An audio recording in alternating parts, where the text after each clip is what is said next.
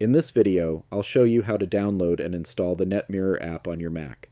First, open the App Store on your MacBook. You can find it in the dock, inside Launchpad, or by using Spotlight Search. Once the App Store is open, click the search bar in the top left corner. Type NetMirror, then press Return on your keyboard. From the search results, locate the official NetMirror app. Before downloading it, check the app name, icon, developer information, ratings, and reviews to make sure you are selecting the correct application. Next, click the Get button. You may then need to click Install. Depending on your Mac settings, you might be asked to enter your Apple ID password or confirm the download using Touch ID. Wait a few moments while the app downloads and installs on your Mac.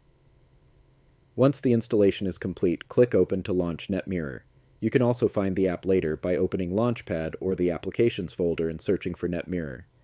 For faster access, open the app, then right-click or control-click its icon in the dock. Hover over Options and select Keep in Dock. Now you can open NetMirror directly from the dock whenever you need it, and that's how you can download and install the NetMirror app on your Mac. If you found this tutorial helpful, leave a like, subscribe, and I'll see you in the next video.